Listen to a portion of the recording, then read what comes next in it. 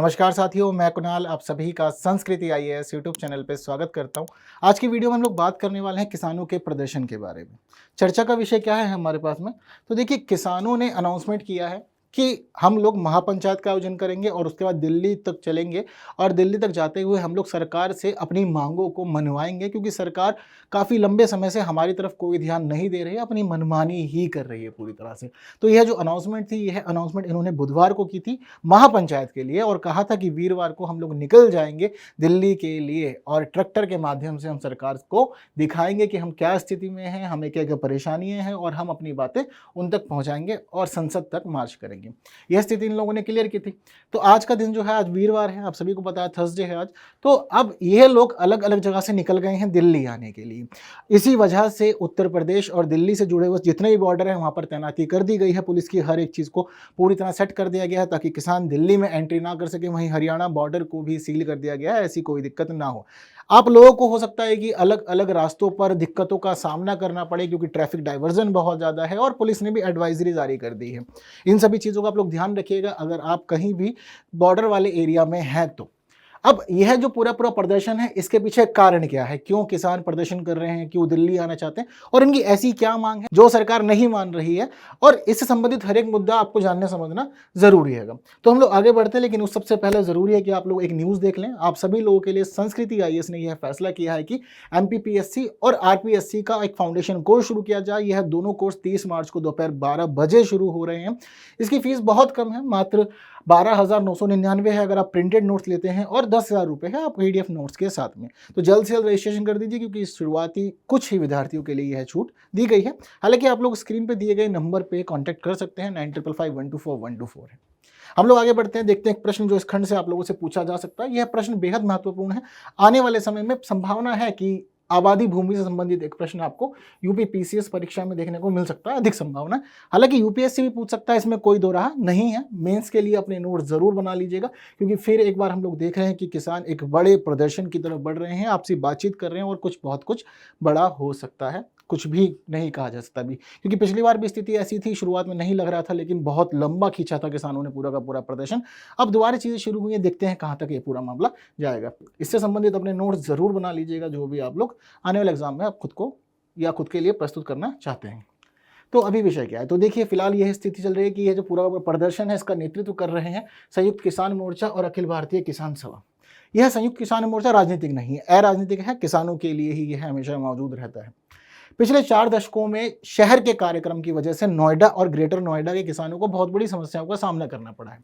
जैसे कि अगर आप लोग खुद चीज़ों को समझे जाने तो आपको पता होगा कि नोएडा और ग्रेटर नोएडा के जो क्षेत्र हैं, आज हम इन्हें जिस रूप में देख रहे हैं, यह पिछले 5 साल में 10 साल में बहुत अधिक विकसित हुए हैं।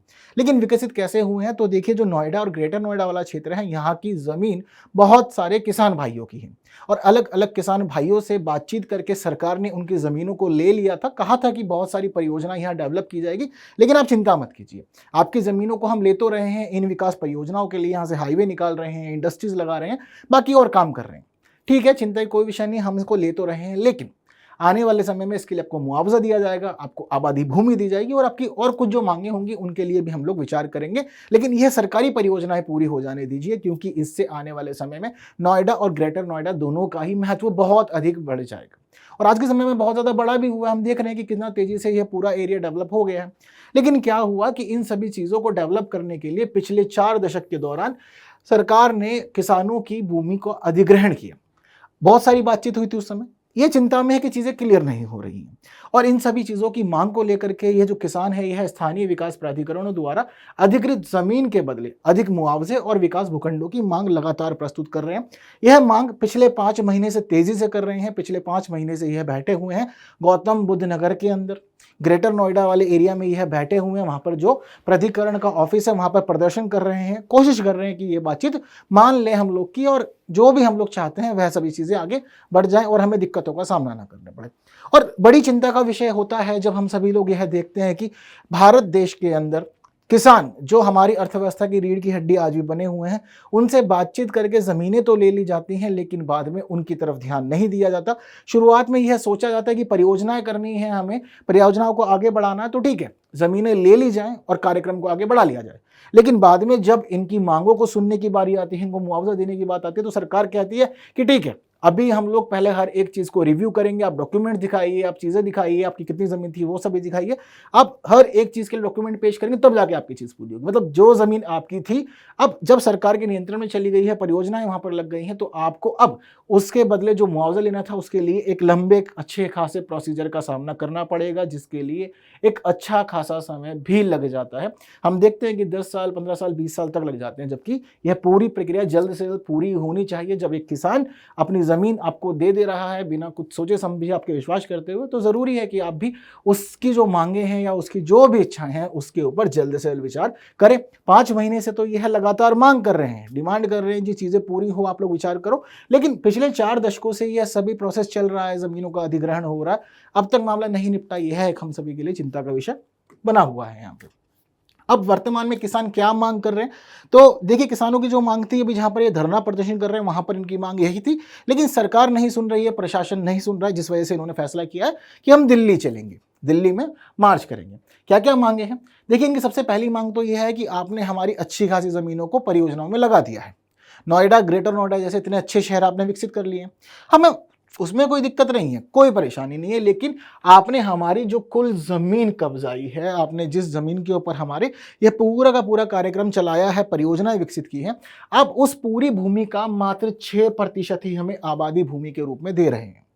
आप चाहते हैं कि हम उस पूरी जमीन का, चाहे वह कितना ही बीघा हो, उसके बदले आप हमें बस इसका 6% ही देंगे, जो कि बहुत अधिक कम है और हमारे जीवन यापन के लिए यह पर्याप्त नहीं है।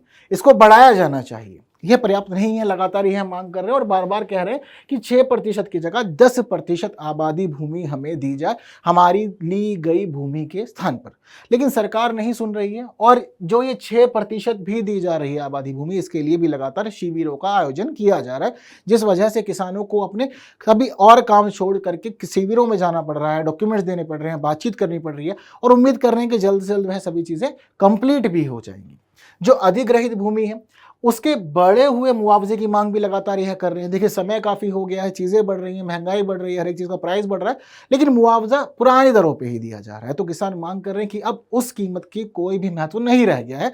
ज़रूरी है कि जो मुआवजा आप लोग हमें दे रहे हैं, अब इसमें वृद्धि की जाए और हमें बढ़ा हुआ मुआवजा दिया जाए।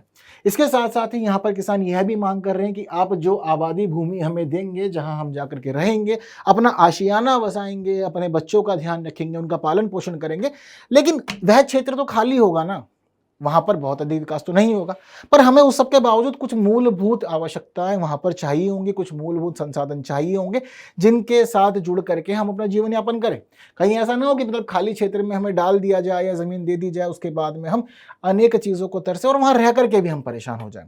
और आप जो हमें आबादी भूमि देंगे भी, ज़रूरी थोड़ी है उसका मार्केट प्राइस बहुत अच्छा हो, क्योंकि नोएडा, ग्रेटर नोएडा तो बहुत ज़्यादा विकसित हो गए। तो हमें कुछ एक ऐसा स्थान चाहिए जहाँ हमारे लिए आवश्यक सुविधाएं भी हो और हम वहाँ पर रह सकें।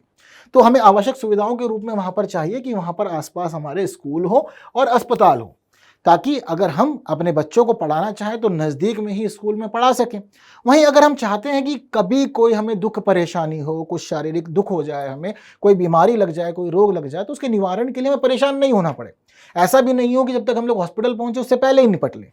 तो इसलिए ज़रूरी है कि हमारे आसपास के क्षेत्रों में अस्पतालों को विकसित किया जाए, ताकि हमें ये मूलभूत सुविधाएं मिल सके। इसके अलावा ज़रूरी है कि वहाँ पानी आए, बिजली आए, यह सभी चीज़ें मौजूद हों वहाँ पर। यह मांग इनकी लगातार है। इसके अलावा इनकी एक मांग यह भी चल रही है कि किसानों की जिस ज़मीन को आपने जब्त किया है, उस ज़मीन के बदले आप यह सभी चीज़ें तो दें, साथ साथ घर में से जो बच्चे हैं उन बच्चों के लिए नौकरी की व्यवस्था भी सरकार करके दे। तो यह सभी मांग लगातार ये प्रस्तुत कर रहे हैं। अब यह बातें नहीं सुनी गई है, इसलिए इन्होंने फैसला लिया है कि महापंचायत के बाद हम दिल्ली आएंगे, और दिल्ली के सभी बॉर्डर्स फिलहाल अभी लॉक कर दिए गए हैं, फोर्सेस लगा दी गई हैं। चीज़ें क्लियर हैं सारी आप लोग को। इस पूरे प्रदर्शन की संभावना है कि 4000 से अधिक किसान शामिल होंगे, और जब यह सभी एकता से सरकार के सामने आएंगे तो संभावना है कि सरकार इनकी बातों को मान लेगी, हर एक चीज़ को सुनेगी। इनके जो नेता हैं वह बातचीत करेंगे और कुछ अच्छे और सकारात्मक निष्कर्ष इन लोगों के लिए निकाल करके वह लाएंगे। चीज़ें क्लियर हैं। तो यह है वर्तमान वाली मांग, अब पिछली वाली मांग नहीं रही। अब सभी को याद होगा कि पिछली बार किसानों ने एक बड़े स्तर पर प्रदर्शन का आयोजन किया था। उस समय केंद्र सरकार कुछ कृषि बिल लेकर के आई थी, वह कानून बन गए थे पास होकर के, लेकिन किसानों को उसके संबंध में अनेक चिंताएं थी। हालांकि एक देखने वाली स्थिति यही है कि जब कभी भी कुछ भी होता है तो वह हमेशा लोकसभा चुनावों के आसपास ही होता है। पिछली बार की स्थिति भी ऐसी थी और इस बार की स्थिति भी ऐसी थी। बीच में किसान शांत थे, लेकिन पिछले लोकसभा चुनाव के टाइम भी ये लोग एक्टिव थे और इस लोकसभा चुनाव के टाइम भी एक्टिव थे। लोकसभा चुनावों के पहले एक्टिव होने का एक बड़ा कारण यह होता है कि हर एक व्यक्ति को यह लगता है कि हमारी बात मान ली जाएगी, क्योंकि आने वाले समय में चुनाव है और सरकार को वापस से एक उम्मीदवार के रूप में, एक प्रत्याशी के रूप में ग्राउंड पर उतरना पड़ेगा और हमारी बातों को सुनना पड़ेगा। तो यह उम्मीद रखते हुए कि इनको आने वाले समय में जरूरत पड़ेगी वोट की, तो पहले ही अपनी बात प्रस्तुत कर दी जाए। अगर बातचीत मान लेते हैं, चीजें स्वीकार हो जाती है तो ठीक है, कोई समस्या नहीं है। अगर नहीं भी होती है तो फिर चुनावों में तो देख ही लिया जाएगा। इसलिए हम जनरली देखते हैं कि चुनावों के समय अनेक वर्ग जो है वह सामने आते हैं, अपने विचारों को, अपनी मांग को प्रस्तुत करते हैं, उम्मीद करते हैं कि चीजें सुधर जाएंगी, ठीक हो जाएंगी। क्लियर है इतना मामला आप सभी लोग को? ओके, तो यह सारी इससे जुड़ी हुई बातें थी। आबादी भूमि की चर्चा इसमें बार बार हो रही है, तो आप लोग समझ लीजिए कि क्या होती है आबादी भूमि। दरअसल एक प्रकार की खाली भूमि होती है आंतरिक क्षेत्रों के अंदर, जहां पे कोई इंसान आराम से रह सकता है। कॉमर्शियल यूज नहीं करना है, कृषि के लिए यूज नहीं करना है इसका। अगर आप लोग यूज करना चाहते हैं तो आवासीय उद्देश्यों के लिए यूज किया जाता है और इसके आसपास में एक अच्छा खासा एनवायरमेंट डेवलप किया जाता है, जो आपको रहने में और स्वस्थ जीवन जीने में मदद करता है। यह भारत के किसी गांव के अंदर के क्षेत्रों का वर्णन करने के लिए प्रयोग किया जाता है, जहां पर घर और इमारतें होती हैं। इस भूमि पर मुख्य रूप सरकार का नियंत्रण होता है और राज्य सरकार यह परिभाषित करती है कि जब कभी भी आबादी भूमि से संबंधित कोई निर्णय लिया जाएगा तो वह जो भी निर्णय होगा वह निर्णय लिया जाएगा पंचायतों के माध्यम से। मतलब मुख्य नियंत्रण जो होता है वह पंचायतों का ही होता है। पंचायत सभी चीजें करती हैं और उसके बाद में सरकार को आगे वह सब चीजें प्रस्तुत कर देती है। बाद में सरकार अंतिम निर्णय लेती है। पंचायतों को प्रस्तुत करने का रीजन यह है कि हर एक व्यक्ति, जो भी पंच होता है, सरपंच होता है, वह अपने क्षेत्र के लोगों को, उनकी भूमि को हर अच्छी तरह से पहचानता है, जानता है, समझता है, तो चीजें उसके लिए थोड़ा सा ईजी हो जाती हैं। तो इस वजह से थोड़ा विश्वास को बनाए रखने के लिए, धांधली को रोकने के लिए, भ्रष्टाचार को रोकने के लिए और चीज़ों को पारदर्शी बनाने के लिए और अच्छे से मेंटेन करने के लिए ही इस प्रकार की व्यवस्था की गई है। प्रश्न कहीं से भी बन सकता है, इसके लिए कोई भी मानक निर्धारित नहीं है कि कुछ लिमिटेड क्षेत्रों से ही आएगा। तो एक प्रश्न जिसको आप लोगों ने अब जान समझ लिया है, जल्दी से इसका आंसर कमेंट कर दीजिए। इस पूरे मामले पे आप लोग का क्या कहना है? किसानों के साथ में गलत हुआ है, ज्यादती है, परेशानी है, स्थिति को सुधारना चाहिए, किसानों की मांग जायज़ है या नहीं है, या कुछ इसके अंदर कमी की जानी चाहिए, या सरकार को किन किन बातों को मानना चाहिए या नहीं मानना चाहिए? आप लोग विचार कमेंट कर सकते हैं आंसर के साथ ही। साथ साथ मेंस के अपने नोट जरूर बना लीजिएगा, यदि एग्जाम में प्रश्न आता है तो आपको कोई समस्या ना हो और आप बिना दिक्कत परेशानी के हर एक चीज़ क्लियर कर लें, मैनेज कर लें। ठीक है, तो आज की वीडियो में हम लोग इतना ही करते हैं। उम्मीद करता हूँ कि सेशन आपको पसंद आया होगा, तो बाकी साथियों तक जरूर शेयर करना है, वीडियो को लाइक किए बिना नहीं जाना है। हाँ, आपको आंसर चाहिए होगा तो देखिए आप लोग की स्क्रीन पर है। उम्मीद करता हूँ कि आपका आंसर सही रहा होगा। हम लोग अब अगली वीडियो में मुलाकात करेंगे कुछ नई बातों के साथ। तब तक के लिए मुझे विदा दीजिए। Thank you so much.